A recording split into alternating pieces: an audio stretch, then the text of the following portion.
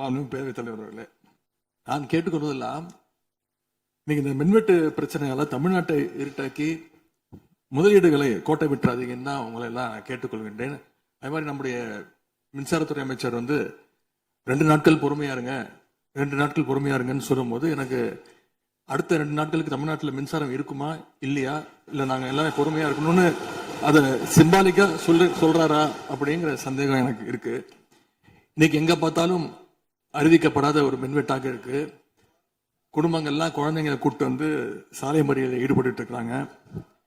சில நாட்களுக்கு முன்பு எங்களுடைய திராவிட முன்னேற்ற கழகத்தின் சார்பாக ஒரு பொதுக்கூட்டம் அம்பத்தூர்ல ஒரு பொதுக்கூட்டம் ஏற்பாடு பண்ணியிருந்தோம்.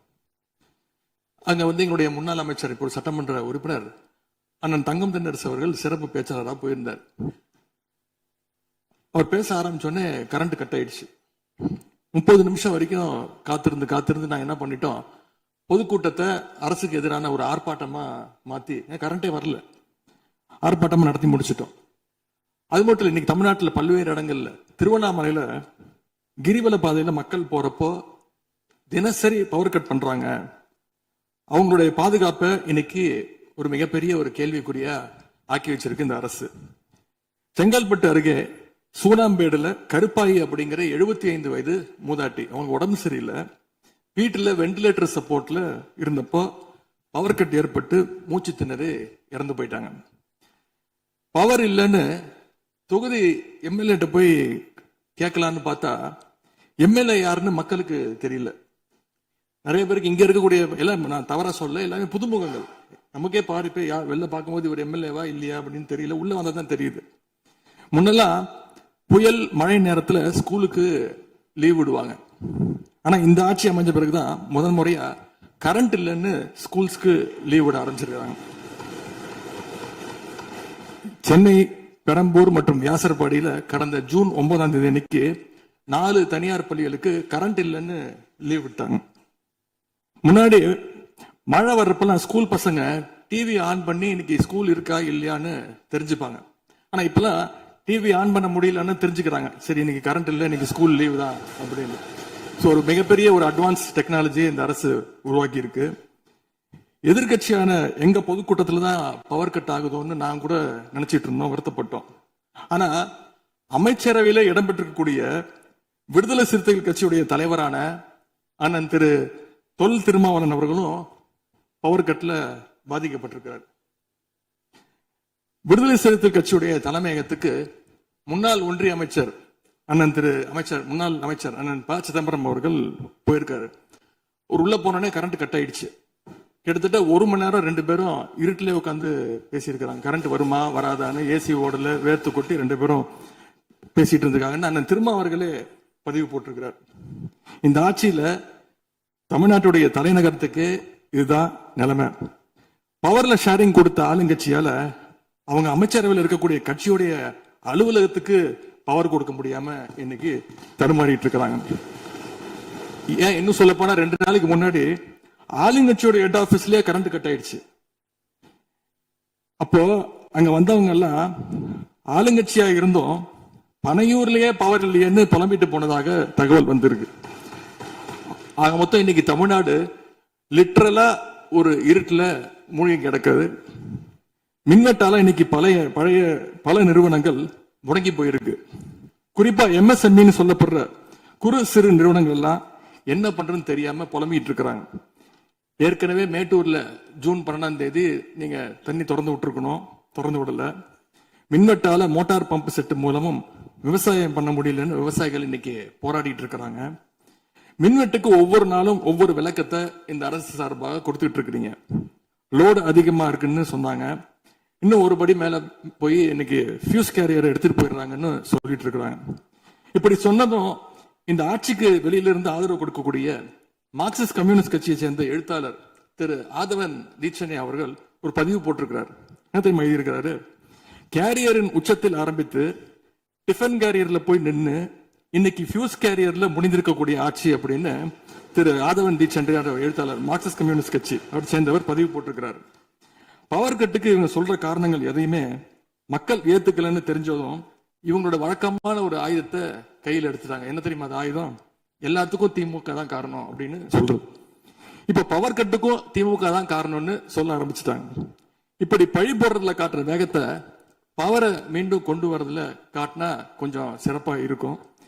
எங்க ஆட்சியில ஏற்படாத மின்வெட்டு இந்த ஆட்சியில தொடர்ந்து இவ்வளவு அதிகமாக ஏற்பட என்ன காரணம்? அரசுடைய நிர்வாக திறமையின்மையா, இல்ல உண்மையிலேயே ஏதாவது டெக்னிக்கல் இஷ்யூஸ் இருக்கா? அப்படி ஏதாவது இருந்தா அதை தீர்க்க இந்த அரசுக்கு இன்னும் எத்தனை நாள் தேவைப்படும்? இந்த நிலைமை தொடராம இருக்க என்ன நடவடிக்கை எடுக்க போறீங்கன்னு முதலமைச்சர் அவர்கள் தன்னுடைய பதிலுரையில சொல்லணும். ஒரே ஒரு ஆறுதல், ஒரே ஒரு மகிழ்ச்சியான செய்தி என்னன்னா, ஆளுநர் உரையின் பொழுது சட்டமன்றத்துல பவர் கட் ஆகல. அதுக்கு இந்த அரசை பாராட்டலாம்னு நான் நினைச்சேன். அப்படி நினைக்கும் போது பாத்தீங்கன்னா சட்டசபை நிகழ்ச்சியை லைவ்ல கட் பண்ணிட்டாங்க. இன்னைக்கு லைவ்ல வந்துட்டு இருக்கா அப்படின்னு எனக்கு தெரியல, கொடுத்திருக்கிறதா சொன்னாங்க. பணு பேரவைத் தலைவர் அவர்களே, எங்களுடைய திராவிட மாடல் ஆட்சி நடந்தப்போ 5 வருஷமும் நாங்க குறுவை சாகுபடிக்காக மேட்டூர்ல இருந்து சொன்ன தேதியில தண்ணீர் திறந்து விட்டுருக்கிறோம். ஆனா புதிய அரசு ஆட்சிக்கு வந்திருக்கக்கூடிய இந்த சமயத்துல மேட்டூர் அணையில நீர் திறக்கிற அளவுக்கு அங்க தண்ணீர் இல்லை. குறிப்பா ஜூன் மாசத்துல 9.91 டிஎம்சி தண்ணீரை தமிழ்நாட்டுக்கு திறந்து விடணும்னு காவிரி நதிநீர் மேலாண்மை ஆணையம் கர்நாடகாவுக்கு உத்தரவு போட்டது. ஆனா இந்த நிமிஷம் வரைக்கும் அந்த உத்தரவை கர்நாடகா நிறைவேற்றல. அதை நிறைவேற்ற முதலமைச்சர் என்ன செய்ய போறாருன்னு பதிலுரையில சொல்லணும். அதேபோல் டெல்டாவில் 6 லட்சம் ஹெக்டர் அளவுக்கு குறுவை சீசன்ல குறுவை சாகுபடி ஆகும். இந்த முறை மேட்டூர் அணையில தண்ணீர் திறக்காததால அரசு அறிவிச்சிருக்கக்கூடிய குறுவை சிறப்பு தொகுப்பு ஸ்பெஷல் பேக்கேஜ் 134 கோடி ரூபாய்க்கு அறிவிச்சிருக்கிறீங்க. அது பத்தலன்னு இன்னைக்கு விவசாயிகள் போராடிட்டு இருக்கிறாங்க. சிறப்பு தொகுப்பு கஷ்டத்தை போக்காது, உரிய நிவாரணத்தை விரைவா அறிவிக்கணும்னு விவசாயிகள் எல்லாம் போராடிட்டு இருக்கிறாங்க.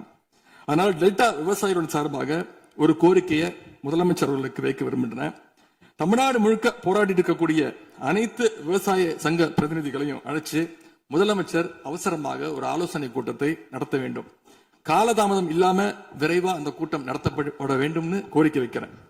அவங்களுடைய கோரிக்கைகளை நிறைவேற்றி கொடுக்கிறதுக்கான அனைத்து நடவடிக்கைகளையும் அரசு எடுக்க வேண்டும். விவசாயிகளுக்கு இன்னொரு பெரிய பிரச்சனையும் ஏற்பட்டிருக்கு. தேர்தலுக்கு முன்பு நீங்க சொன்ன வாக்குறுதி 5 ஏக்கர் வரைக்கும் நிலம் வச்சிருக்க விவசாயிகளுக்கு முழுமையான பயிர்க்கடி தள்ளுபடின்னு நீங்க தான் சொன்னீங்க. ஆனா விவசாயிகளை இன்னைக்கு சிறு குறு விவசாயிகள்னு பிரிச்சு அதுலயே நிறைய ஸ்லாப்ஸ் ஏற்படுத்தி வச்சிருக்கிறீங்க. 1 லட்சம் அளவுக்கு கடன் வாங்கியிருந்தா 5000 ரூபாய் வரைக்கும் தான் தள்ளுபடி கிடைக்கும் அப்படின்ற நிலைமையை இன்னைக்கு உருவாக்கி இருக்கீங்க. அதுக்கப்புறம் அதுலயும் ஒரு சேஞ்ச் கொண்டு வந்தீங்க. 75,000 ரூபாய் வரைக்கும் வாங்கினவங்களுக்கு முழு தள்ளுபடின்னு சொல்லி இருக்கிறீங்க. இப்போ அதுல இன்னொரு சேஞ்ச் என்னன்னா, ஒரே குடும்பத்தில் உள்ள 3 நபர்கள் வரை கடன் பெற்றிருந்தாலும் தற்பொழுது ஒரு குடும்ப அட்டைக்கு ஒரு வேளாண் கடன் மட்டுமே தள்ளுபடி செய்ய அரசாணை வழங்கப்பட்டிருக்கு. எங்களுடைய ஆட்சியில, கடந்த கால ஆட்சிகள்ல இதெல்லாம் முழு தள்ளுபடி கொடுத்திருக்கிறோம். எனவே அதையும் இந்த விவசாயிகளை இதுக்கு மேல குழப்பாம இந்த அரசு முடிவெடுக்க வேண்டும் என்று நான் கேட்டுக்கொள்கின்றேன். அரசினுடைய இந்த ஏமாற்று அறிவிப்பை கண்டிச்சு போராட்டம் நடத்தின விவசாயிகள் மேல தடியடியும் நடத்தியிருக்கீங்க. தேர்தல் பிரச்சாரத்தின் போது முதலமைச்சர் சொன்னாரு, எனக்கு இன்னொரு ஜென்மம் இருந்தா நான் விவசாயியா பிறக்கணும்னு ஆசைப்படுறேன்னு முதலமைச்சர் சொல்லியிருக்கிறார். ஆனா இன்னொரு பக்கம் விவசாயிகள் மேல தடியடியும் நடத்தியிருக்கீங்க. விவசாயியா பிறக்க இன்னொரு ஜென்மம்லாம் தேவையில்லை, எப்ப நினைச்சாலும் போய் விவசாயி ஆயிடலாம். ஆகவே வெற்று வார்த்தைகளால விவசாயிகளை ஏமாத்தாம இந்த அரசு செயல்படணும்னு நாங்க விரும்பி கேட்டுக்கொள்கின்றோம். மேட்டூர் அணையை திறக்காது, மேகதாது அணை பிரச்சனை, பயிர்க்கடன் தள்ளுபடியில ஏமாற்றம்னு இந்த 1 மாசத்துல மட்டும் விவசாயிகள் பல சோதனைகளை சந்திச்சிருக்கிறாங்க. இன்னும் பேரவைத் தலைவர் அவர்களே, இன்னொரு முக்கியமான விஷயம், இந்த ஆட்சியில அரசு பள்ளிகள்ல நடக்கிற கூத்தெல்லாம் பார்க்கும்போது ரொம்ப அதிர்ச்சியாக இருக்கின்றது. முன் எப்போதும் இல்லாத வகையில அரசு பள்ளிகளுக்குள்ள சட்டமன்ற உறுப்பினர்கள் போறாங்க. தப்பில்ல, போகணும், ஆய்வுகள்லாம் செய்யணும். ஆனா பள்ளி மாணவர்கள் மத்தியில மோசமான கருத்துக்களை கொண்ட பாடல்களை எல்லாம் ஒளிபரப்பி எல்லாரும் டான்ஸ் ஆட சொல்றாங்க. முதலமைச்சரோட போட்டோ மாற்றுறதோ பாடல் போடுறதோ இங்க பிரச்சனை கிடையாது. ஆனா அவங்க என்ன பாட்டை மாணவர்கள் மத்தியில போடுறாங்க அப்படிங்கிறது தான் இங்க இருக்கக்கூடிய பிரச்சனை. மாணவர்களுக்கு தன்னம்பிக்கையும் ஊக்கமும் அளிக்கிற மாதிரியான கருத்தான பாடல்களை போட்டா பரவாயில்ல. ஆனா சினிமா படங்கள்ல வர குத்து பாடல்கள், தவறான அர்த்தம் கொண்ட பாடல்கள் எல்லாம் குழந்தைகள் மத்தியில ஒளிபரப்பி அதை ஏற்கவே முடியாது.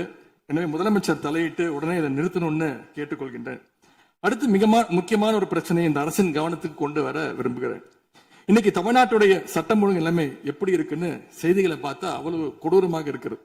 ஒரு மாசத்துல 200க்கும் மேற்பட்ட பாலியல் குற்றங்கள் நடந்திருக்கு.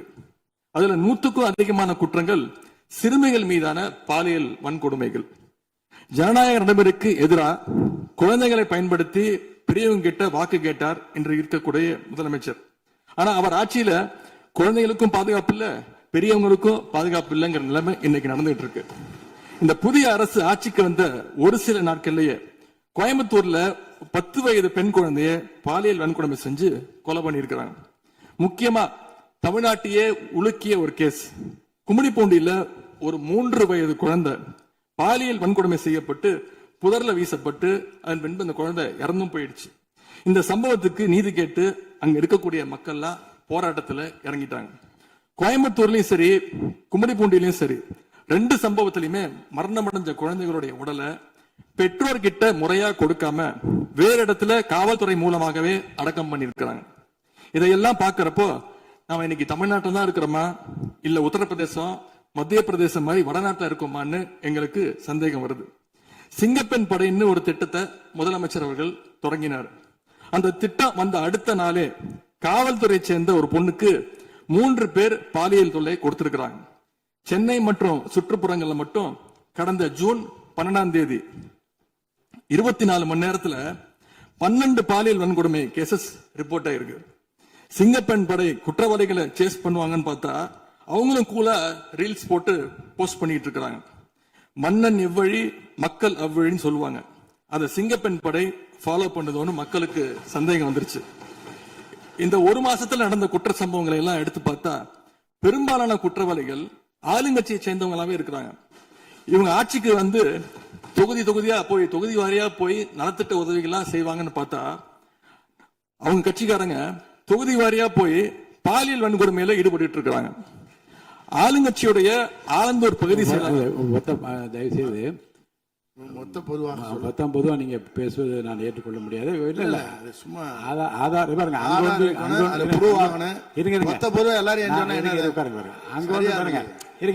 உட்காருங்க. அங்கொன்றும் இங்கொன்றுமாக சில நிகழ்வுகள் நடந்திருந்து அதில் ஆளுங்கட்சி இருந்திருந்தால் கூட மாண்பு முதலமைச்சர் நடவடிக்கை எடுத்துட்டு செய்தியில் வந்து கொண்டுதான் இருக்கு. நான் பத்திரிகைகளை பார்க்கிறேன்.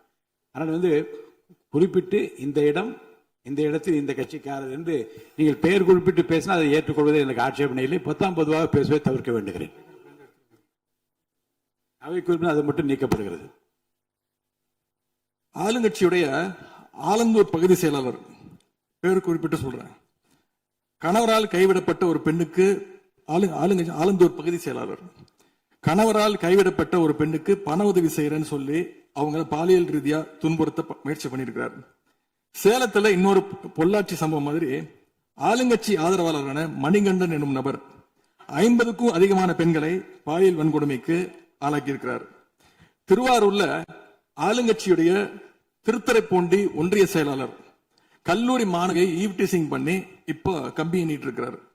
இது எல்லாத்துக்கும் மேல ஒரு கொடுமை, தூத்துக்குடியில ஆளுங்கட்சியை சேர்ந்த ஒரு அப்பாவி பெண்ணை 2 ஆளுங்கட்சி ஆட்கள் கார்ல அழைச்சிட்டு போய் மயக்க மருந்து கொடுத்து கூட்டு பாலியல் வன்கொடுமை கேங் ரேப் பண்ணிருக்காங்க. இந்த சம்பவத்தை பத்தி பேசின பாதிக்கப்பட்ட பெண் திருவைகுண்டம் சட்டமன்ற உறுப்பினர் திரு சரவணன் சொல்லிதான் அழைத்து செல்லப்பட்டதாக டிவியில பேட்டி கொடுத்திருக்கிறாங்க.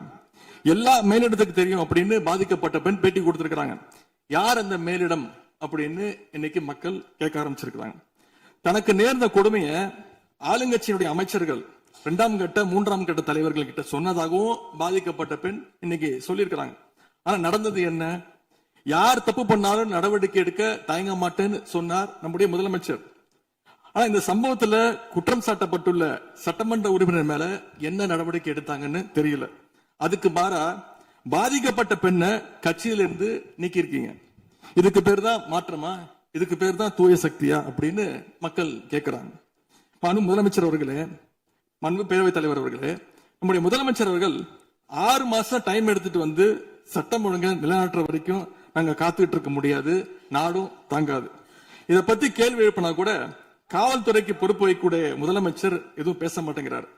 To remain silent in the face of evil is itself evil. அப்படின்னு ஒரு பழமொழி உண்டு.